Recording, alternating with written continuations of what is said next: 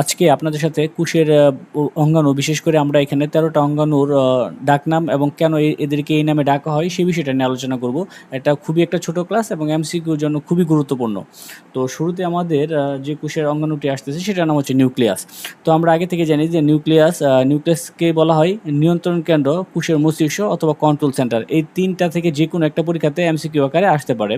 তো কেন নিউক্লিয়াসকে নিয়ন্ত্রণ কেন্দ্র অথবা কোষের মস্তিষ্ক অথবা কন্ট্রোল সেন্টার বলা হয়?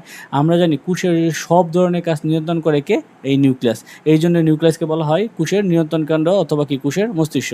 এরপরে আমাদের আসতেছে এরপরে আমাদের গুরুত্বপূর্ণ আরেকটা অংশ আসতেছে মাইটোকন্ড্রিয়া। তো মাইটোকন্ড্রিয়াকে বিশেষ করে ডাকা হয় power house of the cell, মানে কোষের শক্তিঘর বলা হয়, অথবা কোষের বিশেষ করে শক্তিঘর, পাওয়ার হাউস যেটা আসে, যে নামে আসুক না কেন, মাইটোকন্ড্রিয়া খুবই গুরুত্বপূর্ণ একটা জিনিস এবং এটা পরীক্ষাতে খুবই পরিমাণে আসে যে কোষের শক্তিঘর কেন বলা হয় মাইটোকন্ড্রিয়াকে। এটা কারণ হচ্ছে এটি শক্তি উৎপন্ন করে, মানে কোষের যাবতীয় শক্তি যা আছে সবগুলো কিসের মধ্যে উৎপন্ন হয়? মাইটোকন্ড্রিয়ার মধ্যে তৈরি হয়। এরপরে আসতেছে আমাদের রাইবোজোম। তো রাইবোজোমের বিষয়টা হচ্ছে, দেখেন যে রাইবোজোমকে বলা হয় প্রোটিন ফ্যাক্টরিজ, মানে বিশেষ করে প্রোটিন তৈরি কারখানা। কেন বলা হয় প্রোটিন ফ্যাক্টরিজ? কারণ রাইবোজোমের ভিতরে আমাদের কী হয়? প্রোটিন তৈরি হয়। এই কারণে রাইবোজোমকে বলা হয় প্রোটিন ফ্যাক্টরি অথবা প্রোটিন তৈরি কারখানা। এরপরে আসতেছে আমাদের এন্ডোপ্লাজমিক রেটিকুলাম। এন্ডোপ্লাজমিক রেটিকুলামের ডাকনাম হচ্ছে ট্রান্সপোর্ট সিস্টেম অথবা পরিবহন ব্যবস্থা। কেন এদেরকে ট্রান্সপোর্ট সিস্টেম বা পরিবহন ব্যবস্থা বলা হয়? কোষের ভিতরে উপাদান পরিবহন করে। কোষের ভিতরে যত উপাদানগুলো আছে সবগুলাই এন্ডোপ্লাজমিক রেটিকুলাম কী করে? পরিবহন করে। তারপরে আমাদের আসতেছে স্মুথ এন্ডোপ্লাজমিক রেটিকুলাম।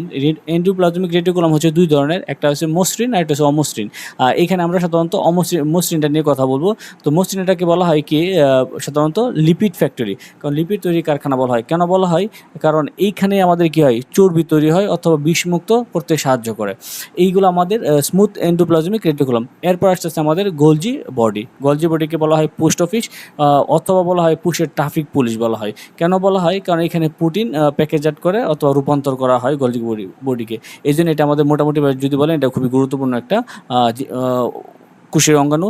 তারপর আসতেছে আমাদের লাইসোসোম। এই লাইসোসোম নিয়ে আমাদের 39তম বিসিএসেও বেশ ভালো একটা প্রশ্ন হয়েছে এবং এটা খুবই গুরুত্বপূর্ণ। তো এইখান থেকে একটা প্রশ্ন থাকতে পারে, এর ডাকনাম বলা হয় সুইসাইডাল ব্যাগ অথবা আত্মঘাতিক থলিকা। কেন বলা হয়? এইখানের মধ্যে আমাদের বজ্র পদার্থ অথবা পূর্ণ অংশগুলোকে কী করা হয়? ধ্বংস করে ফেলা হয়। আচ্ছা, এরপর আসতেছে আমাদের ভ্যাকিউল বা কোষগহ্বর। তো আমরা আগে থেকে জানি যে সাধারণত এই কোষগহ্বরটা উদ্ভিদ কোষে থাকে, প্রাণীর কোষে থাকে না। যদি থাকে তবে সেটা ছোটো আকৃতির থাকে। তো এর ডাকনাম হচ্ছে স্টোরেজ ট্যাঙ্ক অথবা জমা রাখার ট্যাঙ্ক বলা হয়। কেন বলা হয়? এখানে বিশেষ করে পানি, খাবার, বজ্র, বিভিন্ন ধরনের পদার্থ কী থাকে? জমা থাকে। এরপরে আমাদের আসতেছে সেল মেমব্রেন, কোষঝিল্লি, যেটা উদ্ভিদ এবং প্রাণী উভয়েরই আমাদের কোষঝিল্লি আছে। এদের ডাকনাম হচ্ছে বিশেষ করে গেটকিপার অথবা দারোয়ান। কেন? কারণ এই কোষঝিল্লি দিয়েই কোষের ভিতরে বিভিন্ন ধরনের পদার্থ বা বিভিন্ন ধরনের দ্রব্য, বিভিন্ন ধরনের রাসায়নিক পদার্থ কী করে? চলাচল করে বা নিয়ন্ত্রণ করে। এরপর আসতেছে আমাদের কোষপ্রাচীর। তো আমরা এটা খুব ভালো করে জানি যে এই কোষপ্রাচীরটা সাধারণত কার মধ্যে থাকে? উদ্ভিদ কোষের মধ্যে থাকে, প্রাণী কোষে সাধারণত থাকে না। এর ডাকনাম বলা হয় প্রোটেক্টিভ ওয়াল অথবা রক্ষা কবচ। কেন বলা হয়? এটা উদ্ভিদ কোষকে কী করে? সুরক্ষা এবং কি আকার দেয়। এরপরে আমাদের আসতেছে কোরোপ্লাস্ট। এটা খুবই গুরুত্বপূর্ণ একটা জিনিস এবং এটা খুবই পরীক্ষাতে আসার মতো। কোরোপ্লাস্টকে বলা হয় কিচেন অফ দ্য সেল, মানে কোষের রান্নাঘর বলা হয়। কেন বলা হয়? কারণ এই কোরোপ্লাস্টের মধ্যে সূর্যের আলো ব্যবহার করে খাবার তৈরি করে।